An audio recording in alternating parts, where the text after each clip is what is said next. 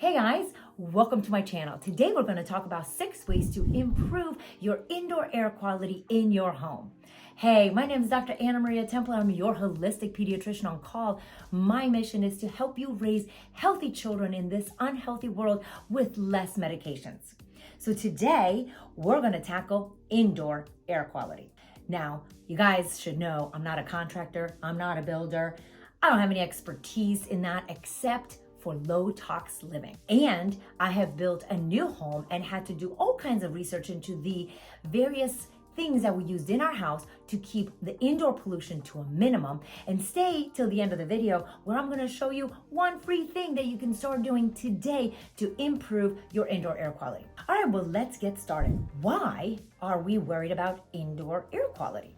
Did you know that our indoor air quality is often 10 times more polluted than our outdoor air quality? We live in Charlotte, North Carolina, which before the pandemic, it was the city that was like number 7 most polluted city in the US.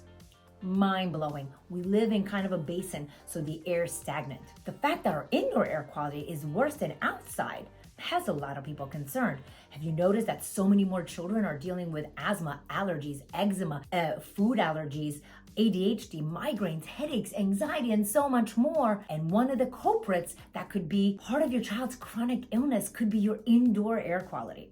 So one of the things that I'm referring to is VOCs. VOCs are volatile organic compounds. These things are gases that are being emitted from various products in your home, such as your wood flooring, your carpet, your mattress, paint, sealants, adhesives, perfumes, candles, plug-in air fresheners, and all these other things. So today I thought that I would go through things like hardwood flooring, tile, carpet, mattress, and 3 different ways that if you don't want to rip out all the stuff that you have in your home, but you want to improve your indoor air quality, you could start doing right away. Let's talk about a couple of VOCs that are concerning. We have formaldehyde, chloroform, phthalates, ozone, ethanol.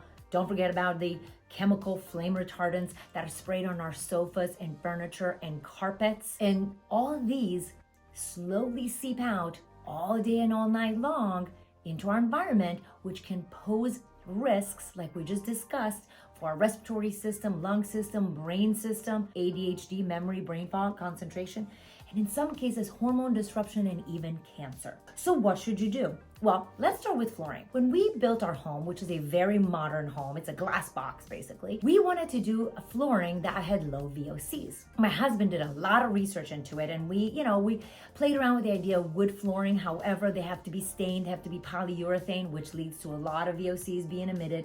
Not to mention, we have a monster dog. He's 120 pounds and has big claws. And so that was a big problem. And my children spill a lot of water everywhere. We're just kind of messy people. So we didn't want floors that were going to be damaged, scratched, and with a lot of water damage. When it comes to water damage, it's very concerning because if any water seeps onto the subflooring, then you get mold, then we had a whole nother issue. So the floor that we chose is Cali Bamboo. The reason I like this company is because they're very forward thinking about low emissions and keeping our children safe. So we did engineering flooring. This is from a specific bamboo that has been dried in a specific way to make sure that durability is long-term. The adhesives that they use in the flooring are also low VOCs, and the installation that is done is also with low VOCs in mind. So that's why we chose this flooring that was right for our family. And I'll tell you now that we've lived in the house for about 6 months. There's not a scratch, there's no water damage. It's looking just like the day that we got it. So we've been very pleased with it. What about tile? Tile is really hard.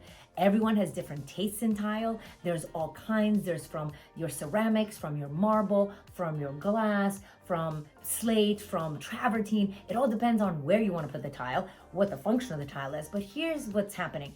You have to do your own research on tile because it depends on the look you want, the kind of tile you want, and then has it been glazed? Has it been stained? There are certain tiles that have too much lead in them. There's certain ones that are glazed in a specific way to block all the nooks and crannies, which then are going to emit VOCs. I will tell you, in our home, for our bathrooms, they're very small bathrooms, I got the tiles that I really liked, and then I moved on. I did not spend too much time looking at it because I will tell you, in the last part of the video the things that I'm doing to keep VOCs down in our house. So my husband and I could not agree on tiles that were super green, that had ticked all the boxes. So we went with the tiles that we like the most, and then we are decontaminating our house in other ways.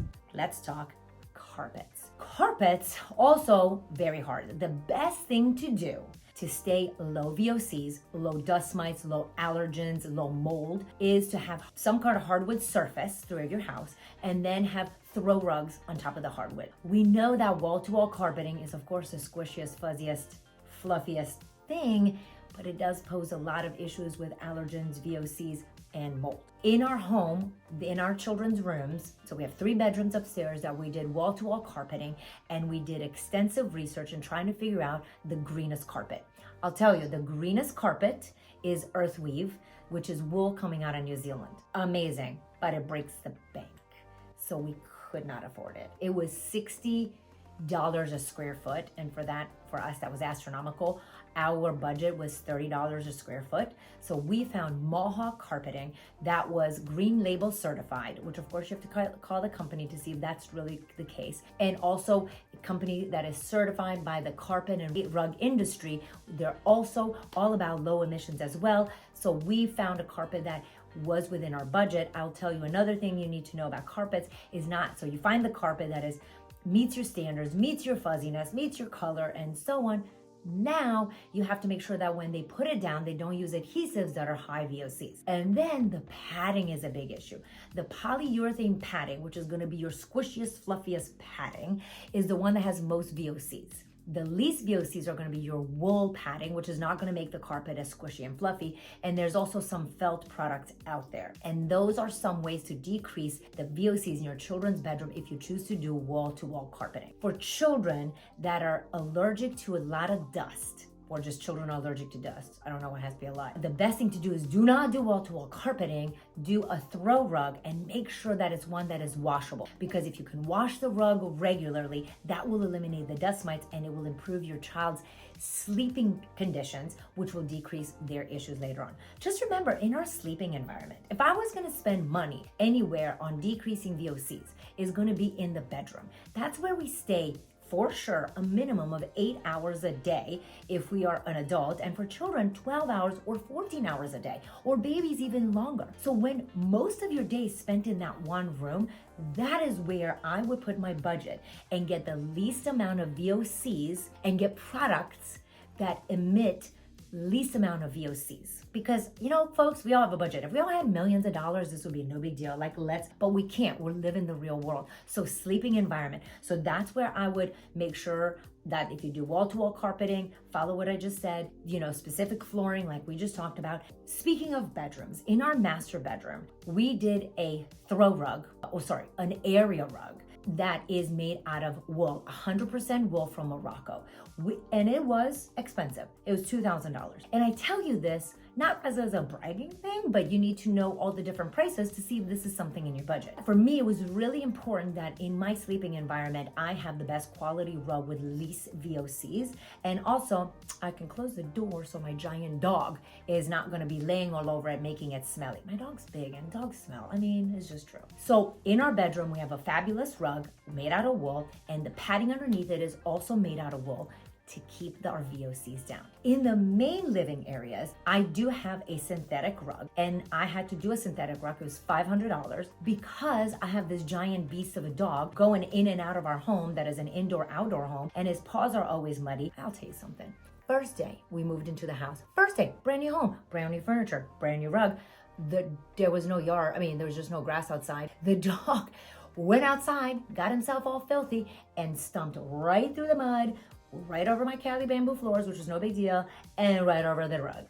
So I knew that day that we made the right choice to keep a synthetic rug in the main living area where has the most air circulation, and it's closest to all the giant windows and doors where we can ventilate it much easier. But the dog can put his dirty paws on the rug, and I'm not going to, murder him. I don't hurt animals. I'm just saying, it's really annoying when you spend a lot of money on a rug and your dog paws it with mud. The other thing I've done in my common spaces is use hides, which is not for everybody. I'm sorry, my animal loving people, but I do like my hides. And those are not pre-treated with anything. They're very natural, low VOCs. And I found a couple of rugs that go perfectly with my decor and has minimized any of off-gassing that I'm worried about. Lastly, we're going to talk about mattresses.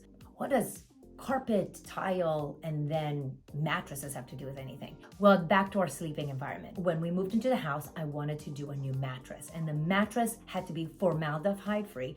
Yes, folks, in our mattresses, there is a ton of formaldehyde. Cancerous, respiratory irritant, asthma irritant, eczema problems. I mean, I can go on. Who knew? I didn't know. So we selected Avocado Mattress, which is a green mattress, is handmade, and their whole mission is to be low emissions for our children and families. How much do we love that? They are Green Guard Gold certified, which means that they go through rigorous testing to ensure that there's low emissions for children's safety.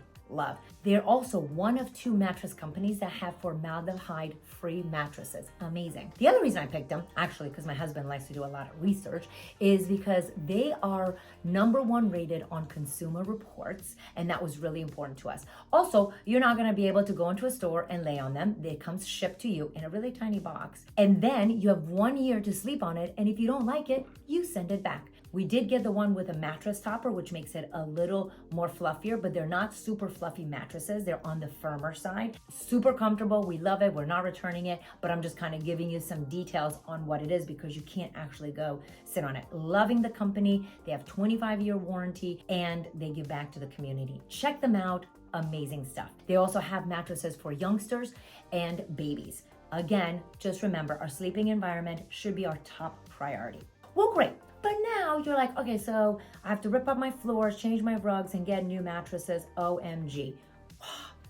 Take a deep breath. There's other ways that we can do. Now we're going to talk about 3 things that you can do to improve your indoor air quality without breaking the bank or ripping out your floors. First thing is houseplants. There are several houseplants out there that can improve your indoor air quality. Let's list them really quick. We have bamboo plant, English ivy, Chinese evergreen, dragon tree, peace lily, ficus, parlor palm. There's a whole bunch of them out there that you can just Google and see which ones is your liking and to your taste. In my house, unfortunately, there's not many. Actually, there's just one. And the reason that there's only one plant is because I don't have a green thumb. So if you're gonna do plants in your house, you really need to have a green thumb because a dead plant is not gonna clean your indoor air quality. But if you have a green thumb, indoor plants are going to be cost effective, they're inexpensive, and they make your room look amazing.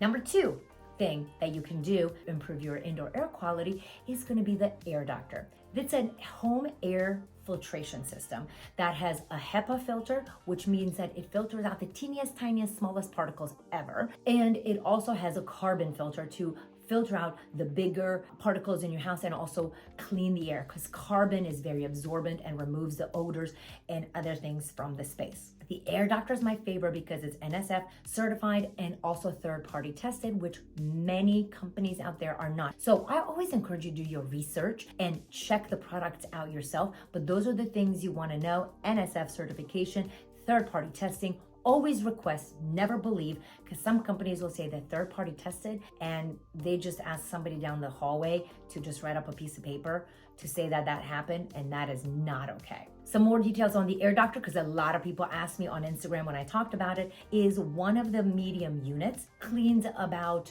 2,400 square feet, and you can just keep it downstairs and it cleans the whole air, or you can put it in the bedroom at night and take it out during the day. That's in fact what I do at nighttime. I have it in my bedroom, and then during the day I open the doors and it's able to clean the air in the rest of my house. Here, I'm gonna show you what my carbon filter looks like after 6 months of living in a brand new home with a pet and children. And this is why really regardless, we really need to keep tabs on our indoor air quality because this is scary stuff. The Air Doctor and the Avocado Mattress, you can check down below in my description and you will get the link so you can go right to their website. I'm just trying to make your life a whole lot easier. Then let's talk about the last thing that you can do to improve your indoor air quality. It's free, it's easy, and you can do it today. And that is open your windows.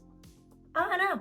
In North Carolina, in the middle of April, there's so much pollen. So then you're like, oh my gosh, do I open the windows and get the pollen in or do I air out my house? The best time to open your windows, even during allergy season, is first thing in the morning before the sun comes all the way up and heats everything up and the air becomes stagnant, or late at night when the sun is down, the pollen counts drop, and you can actually air out the house without bringing all the pollen in. I hope that these tips were helpful, and if they were, please don't hesitate to check out my description where you can purchase my book that's going to give you all kinds of tips and tricks to help you raise healthy kids in this unhealthy world. And I also have the links down there. Don't forget to check my other videos that are all geared to inspire, educate, and empower you to raise healthy children in this unhealthy world.